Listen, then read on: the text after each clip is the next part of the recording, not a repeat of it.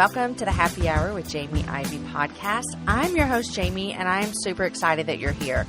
Every week on this show, I invite a girlfriend to join me, and we chat about the big things in life, the little things in life, and everything in between. Guys, you're listening to episode number 88, and today's guest is a friend of mine from my very short-lived career in radio, Amy from the Bobby Bones Show. Today, Amy and I chat about our careers, adoption, and dealing with death. I was greatly inspired by her willingness to share about her mom's journey with cancer, and then when she passed away, and I know that you're going to be inspired by her vulnerability that she brought to us as well. Before we get to Amy, whether this is your first time to listen to the Happy Hour, and if it is, I say welcome to the Happy Hour, or it's your millionth time to listen to the show, and I say to you, welcome back, I want to make sure you're subscribed on iTunes, because if you aren't subscribed, you're just going to be missing out on all the fun. For instance, this Friday, I've got a happy half hour coming out with Jessica Turner, and if you aren't subscribed, you would miss it.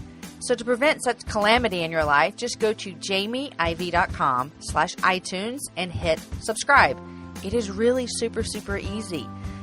Or you could just go to however you listen to podcasts, whether that is on iTunes or on Stitcher, however it is, and just search the Happy Hour with Jamie Ivey on your podcast app, and you're going to see all the past 87 episodes. All right, guys, here is my conversation with my friend Amy. Hey, Amy, welcome to the Happy Hour. Hey, so excited to be here. This is so fun because we were just talking just now, but we've been trying to do this for a long time. Mm-hmm. And this is just how life works. Like, I always have guests that we've had, like this morning, someone couldn't do a show because her kid was vomiting all night. You know, it's life. It's what happens, yes, right? Totally. So I'm so glad that you are here on the show. Okay, so for those of who don't know you, Amy, you are a co-host on the Bobby Bones Show. I am, yes. Which a couple of years ago, that would have just been like people in Austin that would knew about that. What yeah. happened to your world? Oh, my world got a little crazy. Yeah, well, I've been with Bobby now 10 years, which is crazy. That's crazy too. So, yeah. So I would say, when did I meet you? Probably. When were you working at KVET?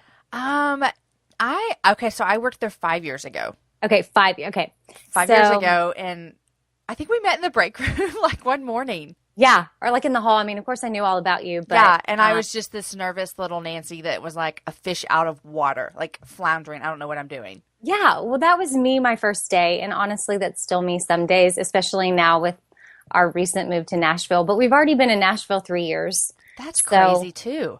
It's insane. But day one to now, I just honestly pretend like I'm talking to about 3 to 5 people, and I just like to keep it that way, because if I start to think about the how numbers, many people are listening, I don't even know that I would be able to share half the things that I do, because people are so nice online sometimes when they reach out to you. So I'd rather avoid the judgment. So it's better to just sometimes keep your mouth shut. But if I pretend I'm just talking to like my friends, then I don't care. Yeah. Yeah. So when I've shared the story before, how I started working on the radio, and Amy was working at a station, and our stations were at the same place. And so that's how we met. And then you guys moved to Nashville and went, what do you call that? When you go, country? No. Yeah. Y'all did go country, but when you went to like lots of stations. Yeah. Well, when we were syndicated, is that what I'm trying to say? Yes. Okay, yes. Nationally syndicated. Yes. Yeah. When we were pop in Austin, where you were, we probably maxed out at like maybe 20 cities. I didn't know y'all were syndicated there. Yeah, we were. Wow. Look at me learning something new. Yeah, it didn't really feel, I mean, it was small markets. It was still great, a learning experience, but we kind of had reached our max because the pop market was saturated with other talent. Yeah. And our company was like, you know what? We have so many country stations. We don't have a main talent. Like, if y'all go country, you could grow. And I mean, ultimately it would have been silly to say no. Plus, sure. I love country music, and it's not like the decision was solely up to me. Obviously it was up to Bobby. But we all decided to go. And then now we're in like, I don't know, like how 90 many? Something, 90. I'm just going to say 90. It could be 95. So you pretend you're talking to 3 to 5 girlfriends. How many people are you actually talking to? Do you even know a number? Oh, I know it's in the millions. That's crazy, Amy. I mean, in the per week, I guess they give a range. But again, And it even feels weird saying that because it's like, what are we even saying that people would even tune into? But at the same time, they could just be listening to the music, or they could like a certain segment, or they could whatever. Y'all are awesome. I love listening to y'all. I'm not in my car that much anymore since we moved because there's a bus system out here, praise God.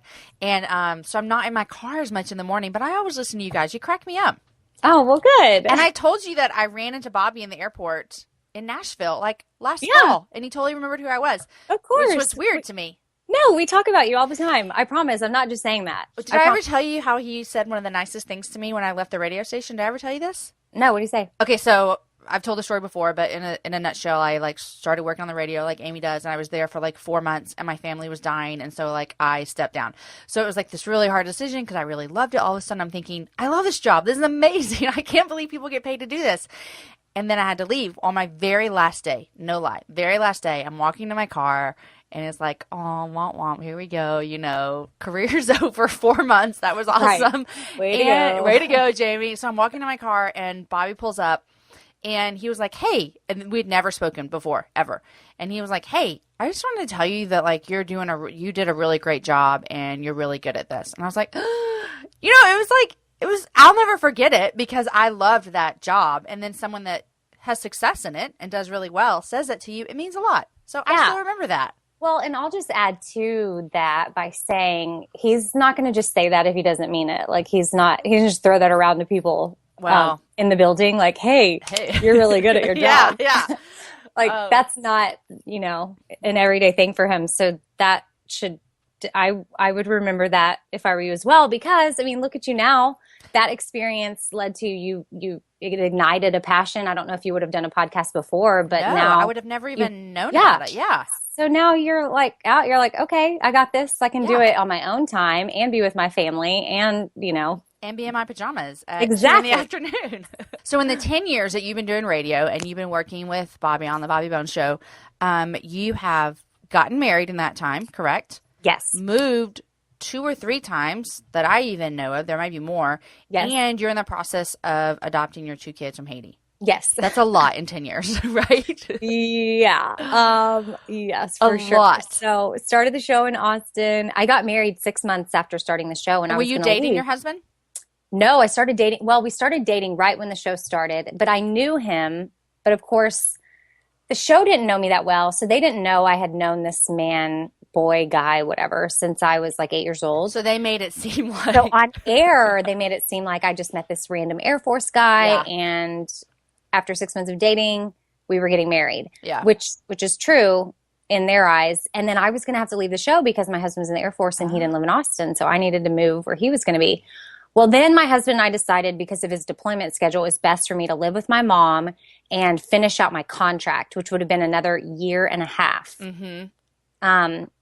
Because we felt like contractually it was the right thing to do. Plus my husband was going to be gone a lot of that anyways. So why not? Especially moving me to a new city. I'd never lived outside of Texas. Right. I'd never been more than 2 hours away from my parents. Like this was just, and I was like an adult, but still. Yeah, no, I get it. Yeah.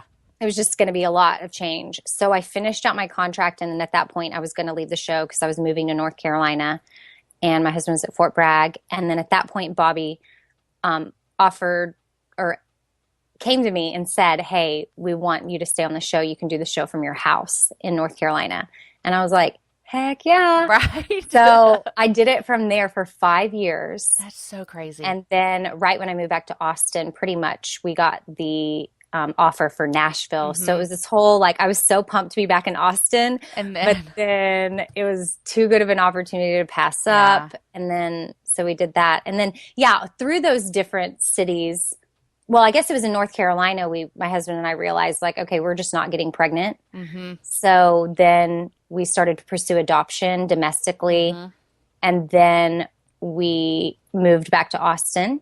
And then in Austin, we started the process a little bit. We really didn't have much time, but then we moved again. Right. Hello. So if anybody's done this process, with home studies and also moving jobs, my husband got out of the Air Force, which if anybody is listening right now and they have a spouse that's been in the Air Force for 12 years and their whole life, they knew they were going to be a pilot. Since they were 5 years old, I'm going to be a pilot in the Air Force. They went to, maybe they didn't go to the Air Force Academy, but in my husband's case, he did. Like everything that he ever told himself he was going to do, he did. And he always planned on retiring. And then it just got to a point where it just wasn't working for us, and he wasn't flying as much as he wanted to. And then he saw families falling apart, which if there happens to be any people listening that happen to be leading or they commanders of a unit where family is not coming first, like I would take a step back and look at that, because I will say that I know my husband was a good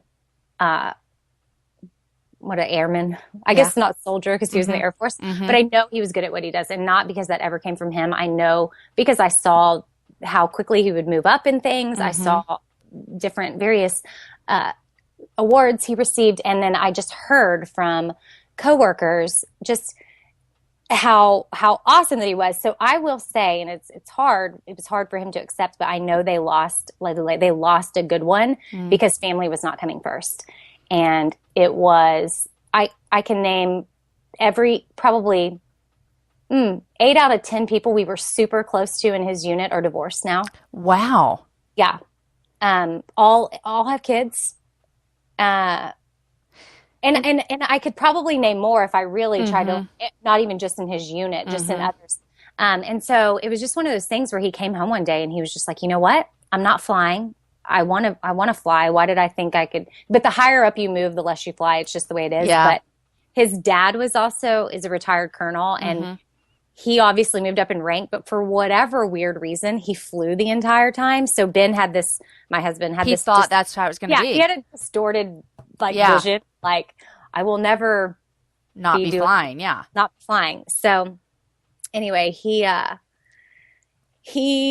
we just ultimately, we made that decision for our family because we knew we were going to be adopting or having kids. And it just was the right time.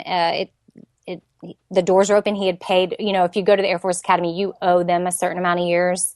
And so he had fulfilled his time and paid everybody back, and we got out. And I would just say that was probably one of the most challenging things that we've ever done as a couple, because I didn't realize that he was parting with his entire identity.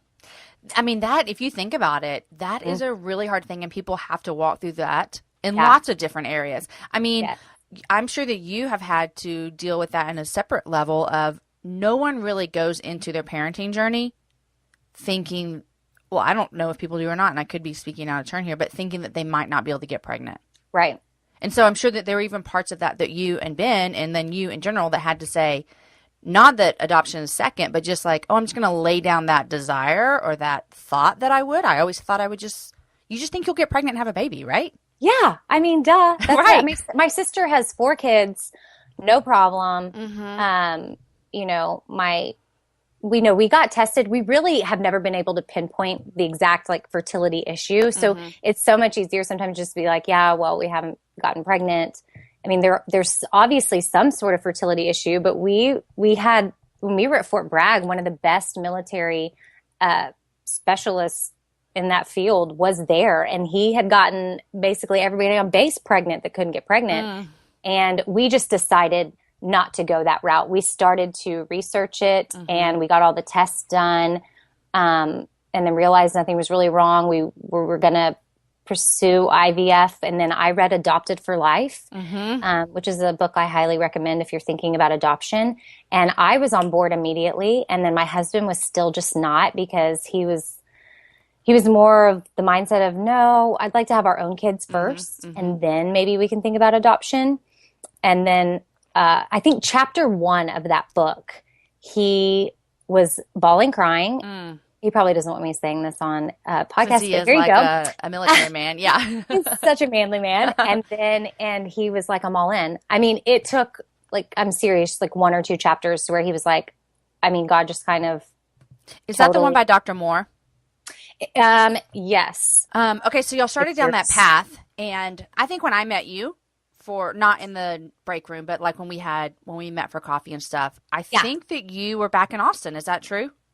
I don't remember if I was back in Austin or just visiting. Okay. But, and And then we talked about domestic, and then that didn't happen, and then you went towards Haiti. Haiti. Yeah. Mm-hmm. Which was crazy because my husband and I had gone to Africa. My husband done missions all over the world since he was a kid. I mean, he's really been everywhere. He probably would have gone more if he wasn't in the military, but a lot of times he would consider some of his military travels like kind of a little bit of exploring, just meeting different people, and similar to maybe if you were traveling for mission work. But traveling has always been something we wanted to do. Africa was a little bit too far for my job, but I was able to go once for like 2 weeks, and I fell in love, obviously, and I desperately would love to go back. But then we were on the missions committee at our church in North Carolina, and our church was super involved with this with Haiti in general. We have different speakers that would come. I don't know. I just kept feeling like this draw to Haiti, but I never really knew what it meant or what we were supposed to do. And then I went down there for a trip, zero intention of adopting. I just wanted to go. Like it wasn't about the kids. I went for a women's conference. It was more about just the women there, and then helping out at this orphanage. And then after that, my husband kind of went. And then since then we've gone back. I can't even tell you, like a million times, but it was after my first trip and my husband's first trip that there was a little boy that was a little bit older we were drawn to. And now he wasn't as old as like an older child adoption, not a baby. Like all the babies are matched, at least at my orphanage. It's pretty common for all the newborns to be matched pretty quickly. And then as the kids get older, they're just not as, for sure, yeah, they're not as appealing to certain people, which I get, it's fine. But this little boy also had some cognitive issues and just kept getting overlooked. And he really latched on to me, and me not so much to him. And at that point we were still pursuing domestic, but I came home and I could not stop thinking about this kid. Like it just would not stop. And then we decided to see what it would look like to pursue that, but it doesn't really work that way where you don't like go to Haiti and like pick your, that's just not how it works. So we just waited for some stuff to happen organically, and if it happened, it happened. If it didn't, it didn't, and then it just started to really happen, and I was like, okay, here we go. I'm not going to say no to this, especially if nobody else is going to be interested in him. And I throughout the beginning phases, I always had the mindset of, if we are not meant to be his parents, I will just make sure that he is taken care of until he does find a home. And then once they do, like, I will just like love that family has taken him, Right. Yeah. And, so it looks as though like he's ours. That's you're the family. And then, but about a year later, there was another girl that was older. She's about 5, turning 6, and not matched, and didn't arrive to the orphanage, until she was about 4.5. And so she's got some history there that, again, some people just are not. I feel like, though, as you know, the process is long enough to where even if you're matched with a newborn baby, you're likely not going to get the baby unless there's some sort of a medical reason until they're maybe 2, 3, or 3, 4 maybe. Yeah. But even then, I get that there's still not as much as if you've got a child that arrived that had a life before the orphanage and then now is at an orphanage and has all these things going on. And I've even had some friends and mentors here in Nashville that have adopted from Haiti and older children. And they've just said, everybody they just always want to be very clear that like, it's not all like, oh, adoption, so sweet, can't wait, all roses. Like this is real life stuff. Yeah. And they are dealing with things and have seen things and that are unimaginable to us at times. And so just to prepare myself for when they are here, and I'm sure, Jamie, you could probably for sure attest to that. And I'm probably going on a rabbit trail here, but I'm just saying that I just really feel like to say other people maybe considering it is that I know there's a long road ahead, and especially with older children, but that if you think you can tackle it, then open your home up to that, because these kids, even though they're older, like they still need a family. Yeah. Yeah. I mean, that is so true. And I love to hear even people that are going into the adoption process acknowledge that and know that, because we didn't. Like, we went in very love can conquer all kind of mentality. And granted, like, I believe that God molds families, and I believe that God changes and heals things. But I also know that it's super hard, and we went into that pretty blindly. And so even when I hear someone that's not even in the process or doesn't even have their kids home, say that, I'm like, you are 75 steps ahead of where we were when we started. I mean, and okay. It's just, I mean, just acknowledging that we were the first one of our friends that we knew in like real day-to-day life that had brought home kids internationally and that were a little older. You know, my son was 4.5 when he came home, which is not necessarily older, but like you said, that's 4.5 years of history, and in his case, trauma, you know? And so I love that you were going into it looking that way and all that kind of stuff. So you have 2 kids in Haiti, a girl and a boy. How old are they now? Yeah. He's 5 and she is turning 9 on April 25th. Awesome. Okay. So almost her birthday. By the time when we're recording this, she already had it when it comes out. Okay. So I have a question for you about adoption and your kids in Haiti and all this. You know, Mother's Day just passed. Have there been years when Mother's Day has been hard for you? And how do you feel now about that? I think when we were in the stages of really trying to get pregnant, probably those stages where every month when you get your period, you cry. That stage probably bothered me. At church, maybe sometimes when Mother's Day was very saturated with acknowledging all the awesome mothers out there. But churches really, though, and in the last few years, maybe it's just the ones I've been going to, have really done a good job of making sure that others don't feel left out, because I'm sure it started to get brought to their attention. Like, hey, this is a really hard day for me. Yeah. Women out here that are going through this. And so I think if I happened to be in a church service where maybe that was going on during those years, then maybe I would feel it a little bit more. Never particularly was it Mother's Day in general. I would say that's the only thing. If it was like, I felt kind of just odd sitting in church, like looking around at like all the moms getting all these like awards for mom with close kids, mom with the, I don't, you know what I'm talking about. And there's like no award, and you wouldn't even want it for mom that's been trying the longest and doesn't have kids. Like, okay. I remember sitting in, when we were waiting on our kids, like this, where you are right now, I remember sitting in baby dedications and just like, I had to get up and leave one time because I was just, the weight got so hard for me that I was like, I don't even want to watch these kids celebrate their kids because mine are in Haiti. Like, it was just, it was really hard, and that might have been a really ugly heart of mine, but it was a hard time, you know? Right. And I think it's just sometimes, you know, we just may be going through a sensitive phase. There may be some moments where something like that would never bother me. And then the next day I may be crying a river. You know, it just depends. Like sometimes when people on the show, sometimes it'll come up about how, you know, if people are, I don't know the right way to say it, fixed or not, like they're done having kids and they want a vasectomy or their tubes tied, but I'm going to say fixed.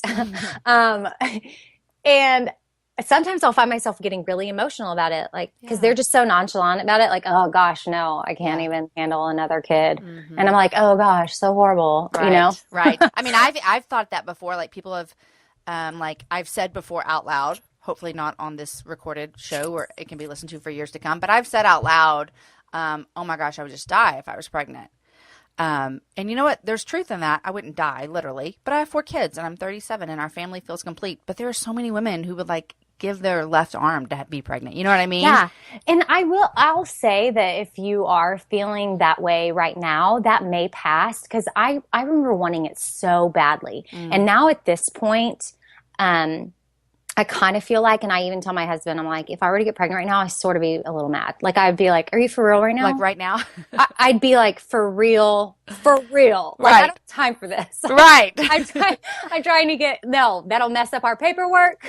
We have to do a home study again. Like I literally would hide, because we're in that window where I told my husband the other day, I said, if I were to randomly get pregnant right now, because we're in that window where the kids should be with us before I would ever deliver the baby. I would just hide my pregnancy. No one needs to know. Nobody needs to know. And then our home study lady would show up for a follow-up visit, and I'd be like, I don't know where this baby came from. I didn't know. You see it on TV. I didn't know I was pregnant. Right. I just was going to the bathroom and one then, day. Boom, baby. A baby came out. So I mean, I really feel like I'm past that. Yeah. I feel like had I gotten pregnant when I wanted to, so much of my life, our life, my husband and I, like my family, everything that we've gotten to do and experience and would have never happened. Now, of course, I would have accepted the path I would have been on had I had a baby. Sure. Yeah. But I can see the good that came from that. Yeah. Like that was a dark time for me, and it was bad. And then once I was able to, push through it, I can now look back and I'm thankful for how we grew. And I can appreciate the hard times too, and know that I'm going to be better for it. And I'm totally okay with how it's all worked out. Yeah. Well, I know that also, has it been 2 years since your mom passed away? It's been a year and a half. A year and a half. Okay. Mm-hmm. And so that was, something that I assume was probably one of the hardest things you've been through. And you talked about a lot on the air. And I remember listening and feeling like you had kind of taken the listeners as much as you wanted them to. I mean, I'm sure there was a million things that they weren't invited into, but you kind of invited them into this journey with you, with your mom's journey through cancer and then her passing away and then grieving through that and then coming back to work. How did that look for you as being someone who, hey, I show up every day and I kind of put my life out there, and then all of a sudden there's something really hard, but yet you continue to kind of put that out there? Yeah. Did you ever think about, I don't want to talk about this? Well, Bobby was always very in tune with that. If there was a day where maybe we thought about talking about it, if I just couldn't, we wouldn't. Trust me, there were those days where it just was not going to happen. And then there were days where he would sort of, again, he tries to keep our show as organic as possible. So which is awesome. I don't want to paint a weird picture that it was like we have this like long talk before, but I wouldn't always know where he was going to go. But he would always just look at me and kind of say like, hey, we're about to talk about this. Like, you good? And I would say, I'm good. And then some days I would lose it on air, which I think is fine because it takes it back to that. We're trying to relate. I'm only sharing it. I'm not sharing it so people be like, oh, Amy, your mom gets cancer. I feel so bad for her. No, it's almost like, instead of coming on and just doing Hollywood gossip and this is the fun stuff and let's play a game, it's like we also have a duty to connect with our listeners on another level and let them know that they're not alone. And that's one thing I've always felt drawn to, whether it is the fertility stuff or it is adoption or it is, being married to someone in the military, is like, you're not alone. And so for me, when my mom got cancer, it was like, okay, everybody's been affected by cancer in one way or another. Right. And me personally, I know that that's a common saying and it's true, but you may not be super duper duper close with someone that has had cancer. And for me, I had never been super duper close. So to have someone like your mom go through that, it just would have been weird for me not to share bits and pieces. Now, had my mom been opposed to it, we wouldn't have done it. But she was okay with it because she wanted something good to come from it. And if it was bringing comfort to others that were going through it, or being able to share that she was getting through it because the joy of the Lord is her strength, Nehemiah 8:10. And she would even sometimes write things that I would share on air, and we would share scripture, and she would share where her strength was coming from. And I think that had that been, denied or someone said like, oh, you can't really approach it that way, then she probably wouldn't have allowed me to be so open with other things. But she was okay with it. And that sort of gave me permission to be open and know vulnerable about that. This is the big picture. Right. Yeah. This is bigger than just, me and my sister. Exactly. Yeah. And you told me that you're super close with your mom and your sister. And practically just the three of y'all were kind of together for a long time. Is that right? And then you said you moved back in with her. Like this is not like, I mean, it was just you, your sister, and your mom for so many years. Yeah. My dad moved out when I was 8 years old, and it was us three. And I would say probably in my later years, we got even more close, probably, 22, probably out of college. After we start being like jerks to our parents. Yes. Yep. I was definitely a big fat jerk for a long time. And yeah, she was my best friend. Like I would say, if anybody asked, I'd be like, my mom and my sister are my best friends. And to this day, I still catch myself like saying my mom and my sister, which I guess that's still okay. For sure. But it is weird to know that, okay, shoot, well, no, my mom's not here anymore. Or it is hard to have those moments where it's like she's the person I would call about whatever. Yeah. Like say there's a work issue and I just want to call and talk to my mom and be able to vent to her. And I can't do that anymore. So it makes me wish I would have done it. Yeah. More when she was around, although she probably wouldn't agree because she was a working woman and I would always bother her during her work day. And she would always be like, I have got to go. I have stuff to do, Amy. You need to get this later. I know. I'm like, but Mom, this is a real issue. Right. So your dad left when you were 8. Did your mom ever remarry? She did not. No. And so what was their relationship like? Well, my dad left for another woman and he ended up marrying her and they were together like 22 years, like well into my married life. Okay. It wasn't until recently they got divorced. She was never really a stepmom to me though. She was always kind of like my dad's wife, like legit since they divorced. Like I haven't talked to her and she's been in my life since I was 8. But it wasn't like this like fun personal stepmom relationship. Not really. And I mean, she was nice, I guess, like I didn't think we had this awful relationship, but she definitely like once they were done, it was like peace. I was like, okay. I'm like, who in my life has been in my life since I was 8 years old and I haven't spoken to in the last 5 years? It's weird. So I sort of had a stepmom, I guess you could say, but not really. But so my sister and I lived with my mom and she never dated, never got remarried. She sort of, I'm about to really, without telling too much, because we could be here all day with this drama. But like my dad left when I was 8, but my parents weren't legally divorced till I was 18. Oh my gosh. And that's crazy. Like just no one would sign the papers? Well, it's none of my business. There was some financial. Okay. It's none of my business. That's just crazy. I don't mind sharing it, but there was definitely a strategy. It was like, cause I think when I turned 18, there was like, then you wouldn't have to pay like, trust me, I don't know. Whatever. If my dad could finagle money, he would. Okay. So I don't know. My mom just always thought, okay, well, if we're not officially divorced yet, I'll take him back. Like I get where she's not blaming herself. She never blamed herself for the affair or my dad leaving ever. But she was smart enough to realize where she failed as a wife and where my dad failed as a husband. For sure. We all fail. Like that's a given. But she knows where she was pretty awful. And when she shared some of that, I was kind of like, okay, you're kind of awful. But she was like, you can come home whenever. She was like that mentality. Right.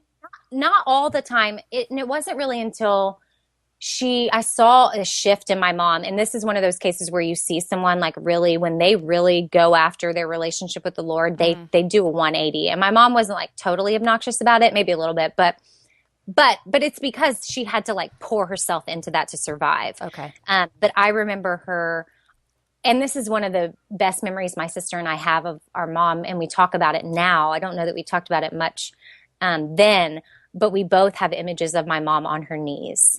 And whether it was like on our living room couch or she had her closet, she would go into her closet, and it was kind of like if you knew she was in there, you knew she was praying. And now I know too that she was probably in there praying and crying, because I never saw my mom cry ever.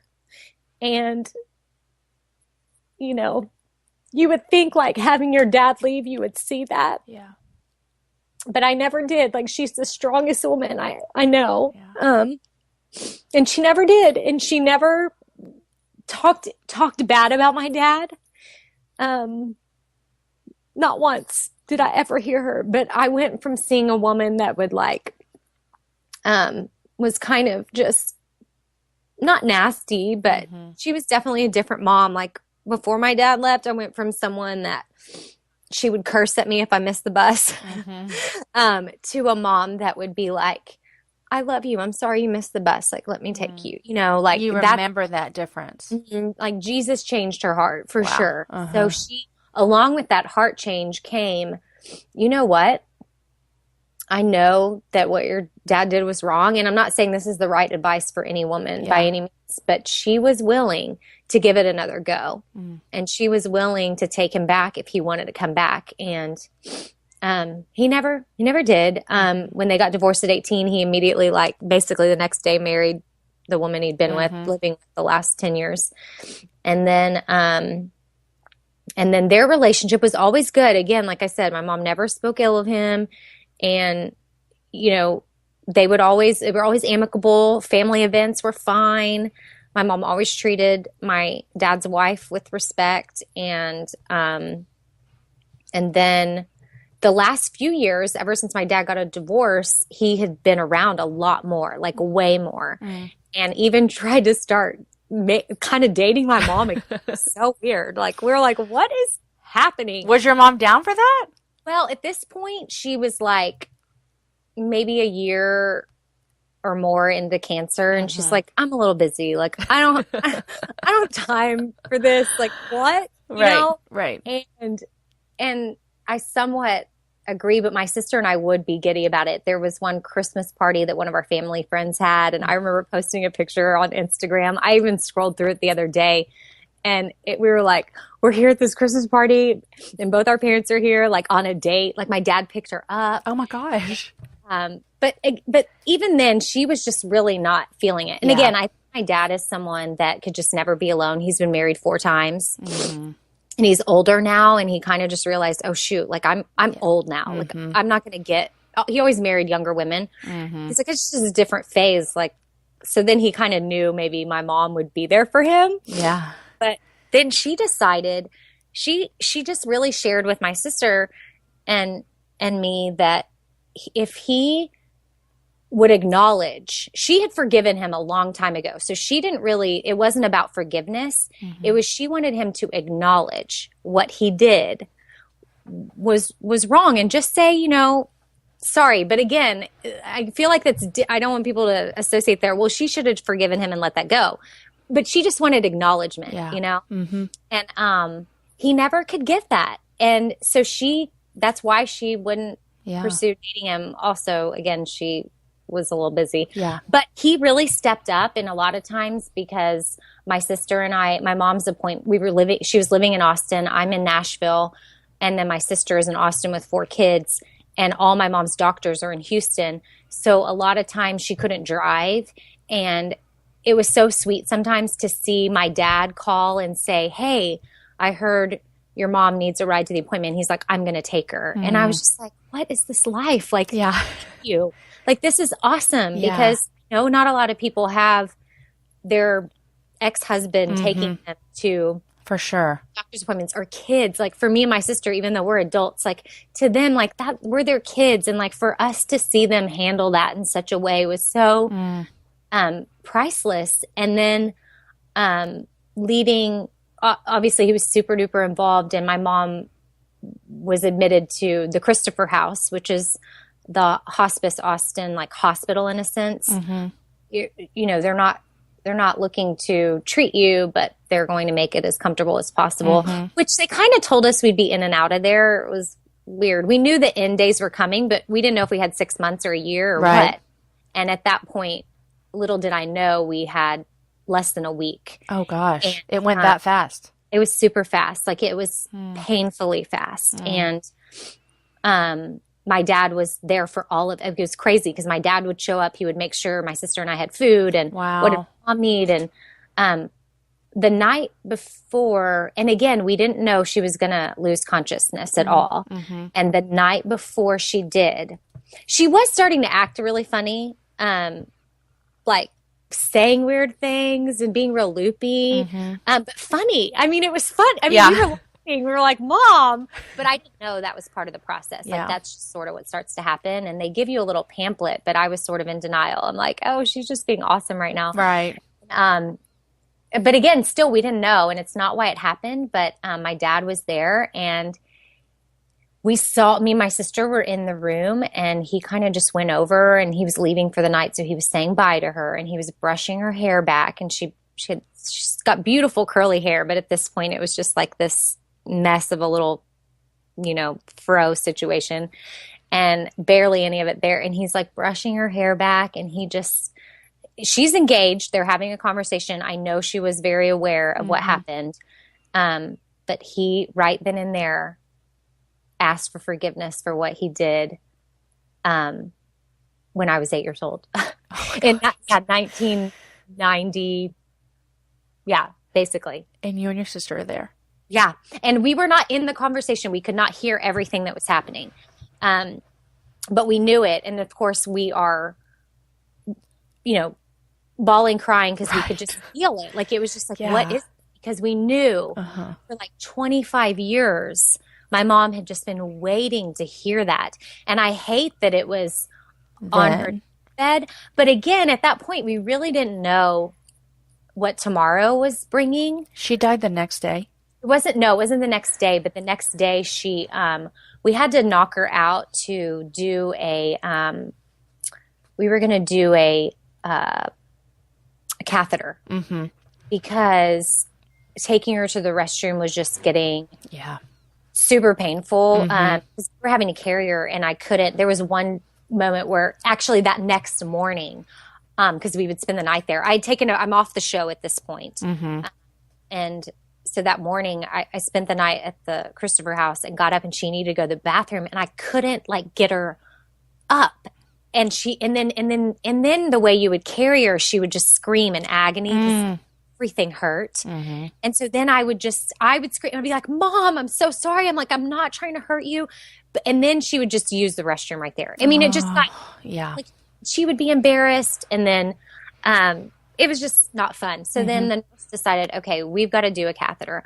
But is your podcast, are people listening primarily female? Yeah, for sure. 100%.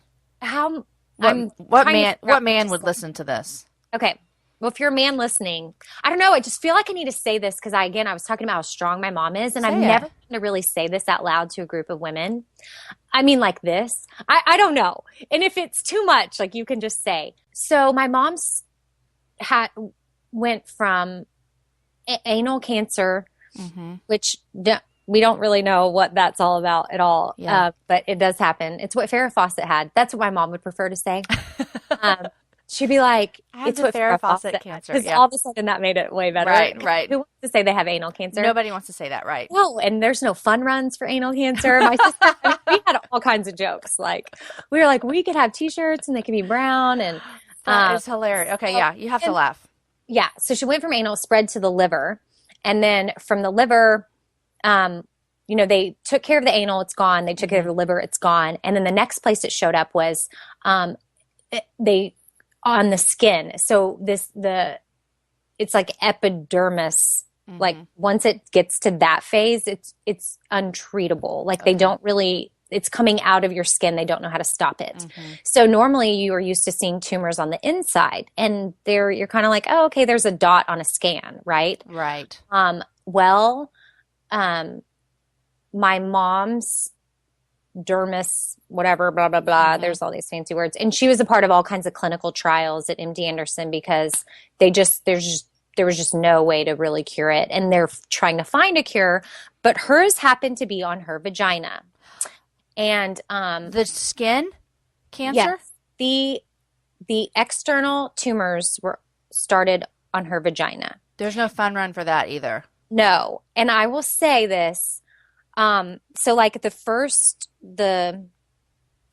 little spot was about the size of maybe your pinky nail or smaller, really small. And she was like, what's this?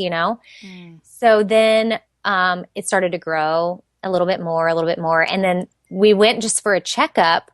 And one doctor was like, I'm not really concerned about it. We'll see. Well, then we went to one of her other doctors, and the minute she saw it, she looked at it. I mean, she just looked and said, I'm so sorry. She's like, this is not good. And basically now looking back on it, she was basically looking at us saying, I have nothing for you. Nothing I can do. but I'm going to offer you this. Well, anyway, I'm kind of going, I tend to like go off on rabbit trails. Sorry, but back to the vagina. It grew and grew and grew and grew as tumors do. But this is all again external. Like if I was her and she walked and she had tumors all over her outside of her body. Yes. In between her legs on her vagina.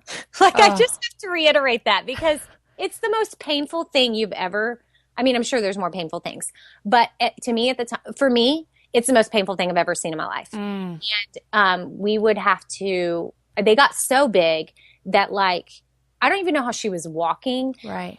I would tell her, I'd be like, Mom, high five. Like if I were you right now, I'd be wearing a sign that said like, high five me because I am walking around and not complaining. And I have tumors on my vagina that are bleeding because my legs are, I mean, it was like, it was disgustingly horrible. And I apologize to anybody that's listening, but this is just real talk right now. Right. It was the scariest, most horrific thing that my eyeballs have ever had to deal with. And again, we would have to like see it and medicate it and deal with it. So anyway, catheter back to that's why they had to put her under. Well, they had to put her under, yes, because normally you don't have to put anyone under for a catheter. She had tumors. Not only were they externally there, but internally, right inside where you would insert, and then in the bladder area. So when they knew inserting it would cause her so much pain that they would have to knock her out.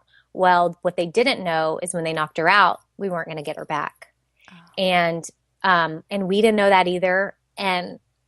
Obviously, I don't think we would have changed our decision because clearly we were within days of losing her.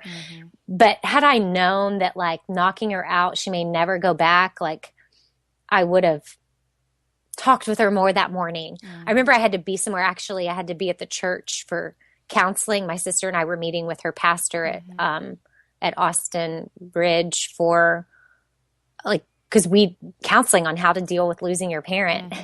And coincidentally, it was scheduled for that morning and I was going to be late. And that was that morning also I had tried to get her up to help her use the bathroom and she was yelling at me. And I just remember kind of yelling back, like, I'm not trying to hurt you. I'm trying to carry you. And then that was almost our last conversation. I kind of put her down and then my relief came. Some family friends came to watch her while I went to this counseling. And then when I got back from counseling, she was knocked out and she never woke and up. I never talked to her again. And, she probably stayed, that was Wednesday, and she died on the Monday morning. But at that point, we took her to my sister's house. Christopher House wanted us to keep her there until she passed. But the day before when she was totally talking, she was like, get me home. I want to be home. She thought the Christopher House was wonderful and everybody was great, but she just wanted to be at my sister's house or her house. So we moved her by ambulance to my sister's house and basically set up hospice there, and family and friends came over like carloads at a time. Like there was at one point we had probably 40 people in my sister's bedroom gathered around my mom. We were singing praise and worship songs and just like loving life. And the worship leader for my sister's church barely knew my mom. And he was singing some of her favorite hymns. He just showed up because he's obviously friends with my sister. And we were not in the room to witness this, but he was in there and my sister's neighbor was in the room. And my mom had not said a thing, had not moved, nothing. But hospice told us she can hear everything. Keep talking to her, keep singing to her. She knows, but she's just not there. She can't respond. Well, everybody left the room after worship and he leaned in and said like, it was so nice worshiping with you today. I'll see you in heaven. And she said to him, God bless you. Oh my gosh. Yeah. And I mean, honestly, like if I'd be like, okay, all right. You know? Right. But, I mean, why would he lie? Why would he lie? Right. I mean, major props to you if you have the guts to lie about something like that. Yeah. For one. And for two. And that's 3 words. It's not like, I think I might have heard a mumble. Like, that was like a clear, like, thing. It was clear. Like, it was some of the, I mean, even he was, like, emotional about it. Like, it was no joke. Like, he was totally taken aback by it. And but my sister's neighbor, Kristen, was in the room as well. So we had a witness, like, right. So it's one of those things where I was just like, oh my gosh. So I guess I share this story also to say, like, if your parents or anybody you know is ever in that situation, don't just treat them like they're not there. Like, do the things you know they would want to be doing. And for my mom, we knew she would want to be singing. So knowing that, because you just said, had I known that they were going to do this procedure and then we would never get her back again, and you said, I wish I would have had a conversation with her, knowing what they were telling you, did you continue? Do you feel as though you got to say what you wanted to say? Yeah, I guess by have a conversation with her, I just wish I could have heard more from her. Yeah. Like, there's questions I would have asked that I want the answers to. Like, where's your cheesecake recipe? Yeah. Like, where'd you hide it? Like, we need to know. Yeah. Or, obviously more things on a deeper level than that. But we definitely, my sister and I laid with her hours and hours. She was on a tiny little hospital bed in my sister's room, and my sister would be on the left and I would be on the right. And honestly, that's exactly how we were when she passed. And we laid with her, like, this is probably going to sound creepy, but probably for like an hour or more after she died. Yeah. Finally, the little, I don't know, mortician people, I don't know what they're called. Yeah. They showed up to get her, and they were kind of like, okay, it's time to go. And we're like, not done laying with her. Man, I'm so grateful when people come on here and like share these vulnerable moments, because the truth of the matter is that we're all going to walk through this. I mean, unless I tragically die today, or in the next 10 years before, I might walk through this with my parents or with my husband. You know what I mean? It's like death is upon all of us, Right. It just is. And so to hear you talk about the struggles and the hardships, but also the joy in the midst of that, and the faith that your mom had, and I know that you have as well, it's very encouraging and very almost like what the Bible says. Like, we can face this because of what we know, and the truth that we have to stand on. And so thanks for sharing that with us. Hey guys, before I get back into this conversation with Amy, I wanted to talk to you about my newsletter. If you haven't noticed, the Happy Hour has had a lot of things going on recently. We have new Happy Hour swag, live events, and I've even been representing the show on some other podcasts that you'll love. With all this stuff going on, I wanted to create a space to communicate with you all more concisely than just from episode to episode. And that's why I have my Happy Hour newsletter. I really do want you guys to know when exciting new things are just around the corner. So to sign up, it's super easy. Go to jamieivey.com/newsletter. You're going to get yourself on the list, and you're going to find out everything before non-subscribers do. For instance, we have a live event coming up in September, and I'm going to talk about this in my newsletter, and I'm going to tell the newsletter people when tickets go on sale first. So if you want a front row seat to all things Happy Hour, just go to jamieivey.com/newsletter and sign up. All right, guys, back to the show. Okay, so this is the most awkward transition I've ever made from that. But now I would like to know 3 things that you're loving and what you're reading is what I want to know, because I ask all my guests that, and I always love to hear what you're loving and what you're reading. So what are you loving and what are you reading? Okay, so what I'm loving is the Clue app. Have you heard of it? No, I have not. Okay, well, every woman, and maybe even husband for that matter, needs to download the Clue app, because it's a PMS tracker. Oh. And you enter in, and it takes a few months for your app to get to know you. But like, say 2 days before your PMS starts, like you can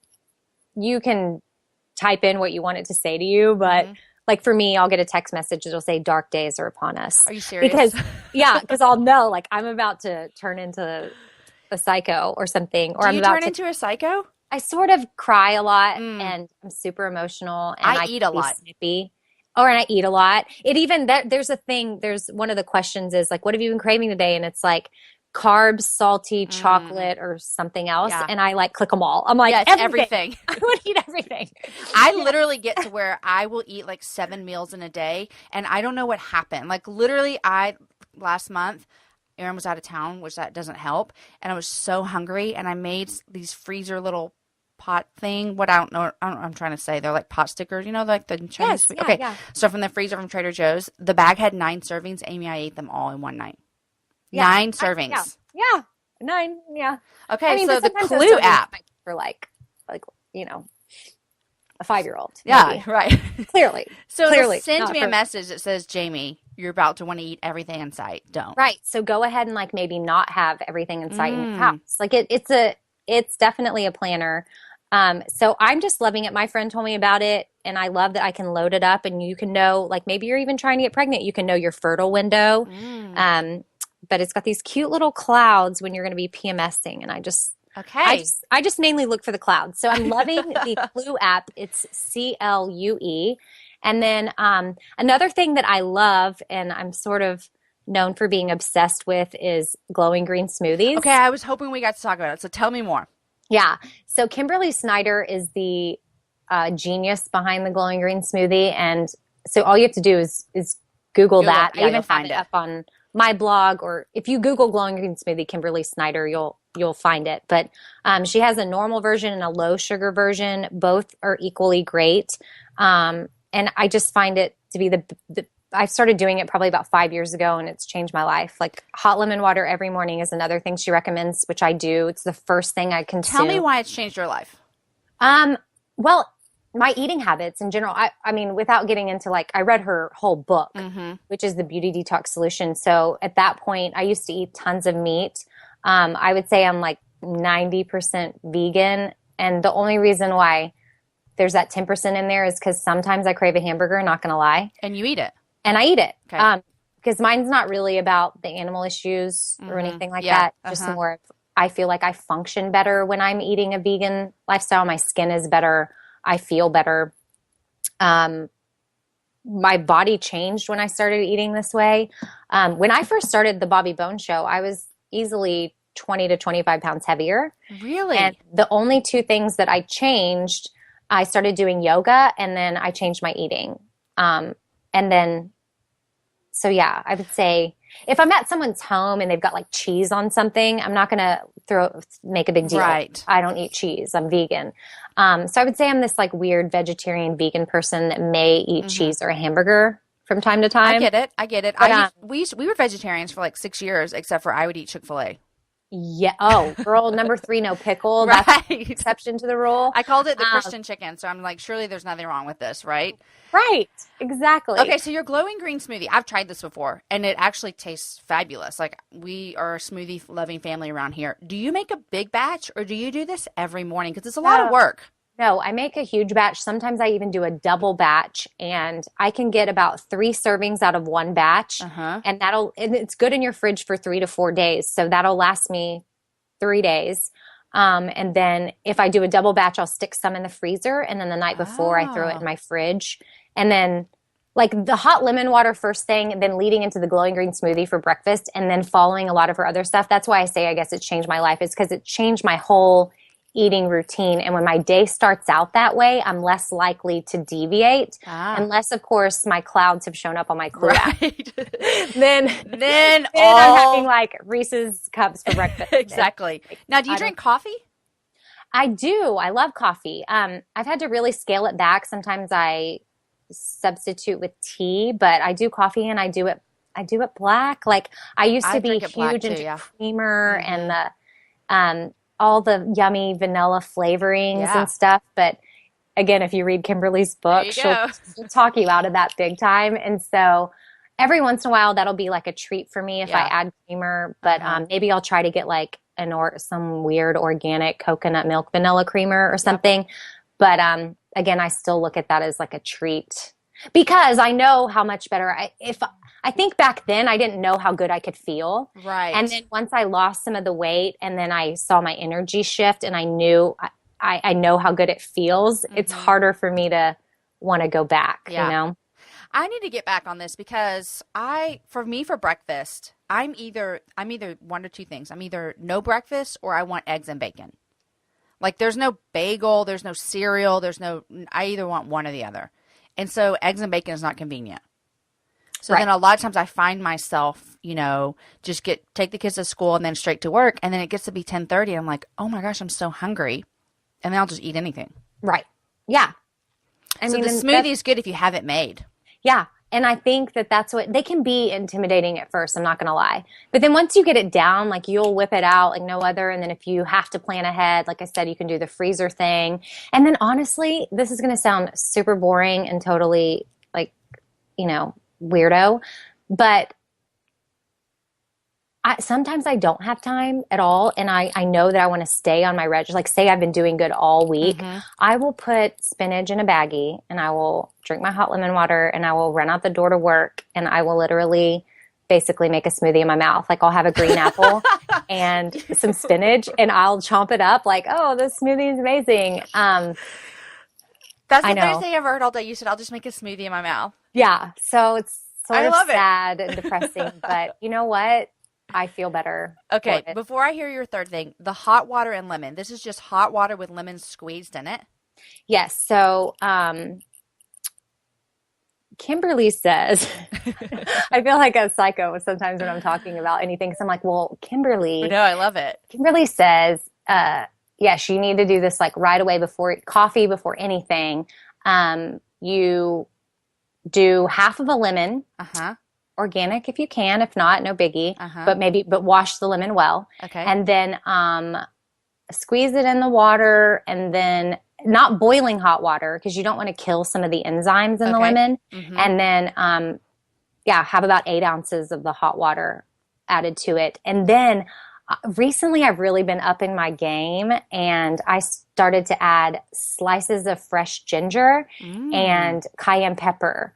I've heard a lot of good things about cayenne pepper. Yes. So both of those are hot, so can be good for speeding up the metabolism, but also immunity building and full of antioxidants as well.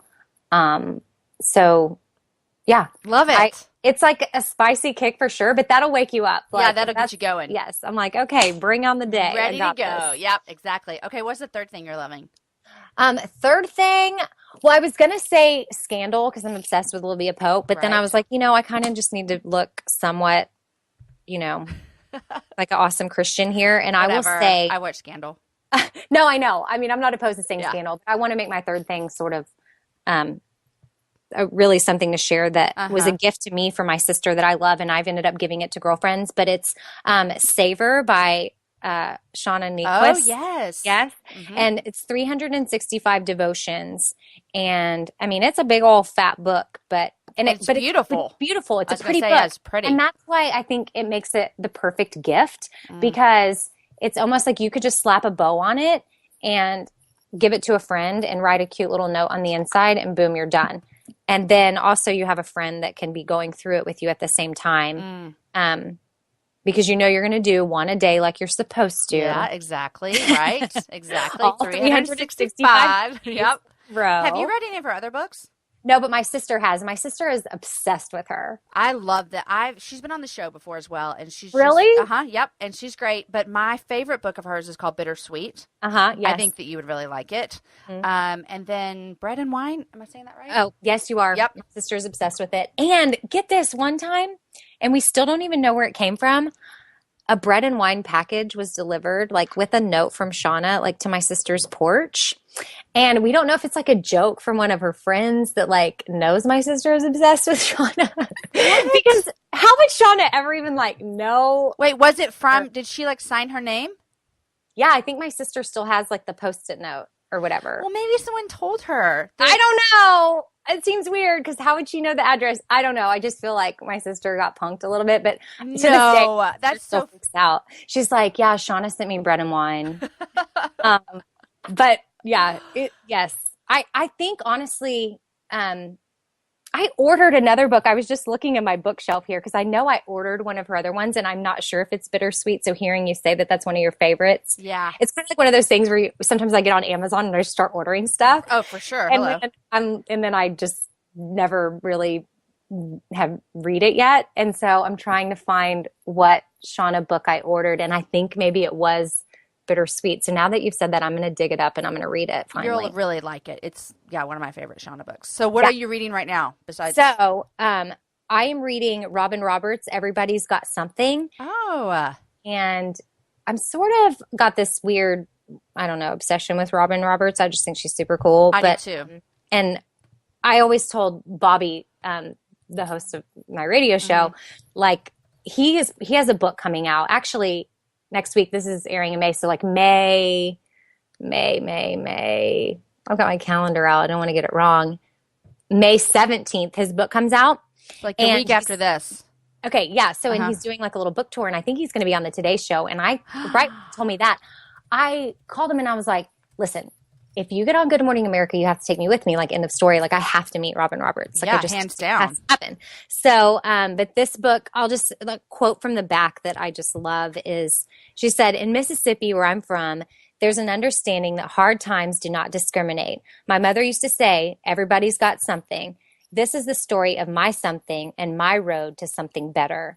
So it's just, so far, it's been great to just get a peek inside of her life. She also has suffered the loss of a mother, returning to GMA after her medical leave. Yeah. I was going to say, she's kind of had some of her struggles in the public eye. Yes, she brought that to her show as well. And I just feel like she handled it with such grace.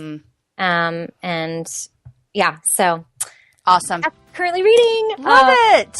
Yeah. Well, thank you for coming on and sharing all this. Thank you for having me. It was long overdue. I know, and I'm so glad that our paths crossed, years ago, and here we are.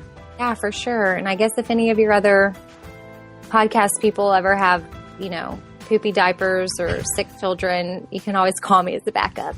There you go. There you go. You're back on the show for sure. Amy, thanks a lot. Okay. Thank you, Jamie. Guys, wasn't that a great chat with Amy? I'm super honored by her vulnerability, and I loved getting her wisdom and perspective. She's an inspiration, and I'm so thankful that we were able to have her on the show. Guys, I want to share with you real quick about a podcast that I'm loving, and it's called Story Team. These are from my friends over at the Austin Stone Community Church, which is where I go to church, and it's a community of artists who tell honest and encouraging stories of lives that have been transformed by the gospel. They just launched this new project called the Story Team Weekly Podcast, and you can actually listen to a new audio story every single week. I was honored to work with some of the Story Team narrators to record a few of the stories with them. In fact, this past Sunday, the show they released is called What Now?, about a family walking through cancer. And it was really, really exciting and honoring for me to be able to tell that story. So please go subscribe to the Story Team Weekly Podcast and rate them on iTunes, all that kind of jazz. Go to storyteam.org/weekly. Those are my friends. Show them some love. Guys, remember, everything we chatted about is going to be up on my website, jamieivey.com, and I'd love to hear from you. Find me on Twitter or Instagram or Facebook and share with me something that you love from this episode. We can all come up with 1,000 things that we loved from listening to Amy and I chat. Today's show was edited by Knox McCoy, and the music is from Jason Poe. This Friday on the Happy Half Hour, as I told you, Jessica Turner's back on the show. And if you missed her the first time, go back and listen to episode 30 before she comes on Friday. Next week is my guest, Elise Fitzpatrick, Elise's mom to Jessica Thompson, who's been on the show before. She's an author, plus she's part of the Front Porch with the Fitzies podcast that I keep going back to for more and more laughs each week. So basically, I've just told you about 3 shows that I think you should love. Mine, The Happy Hour, Story Team Weekly, and then Front Porch with the Fitzies. Check them out. So guys, enjoy your week, share the show with a girlfriend, and have a happy hour with a friend.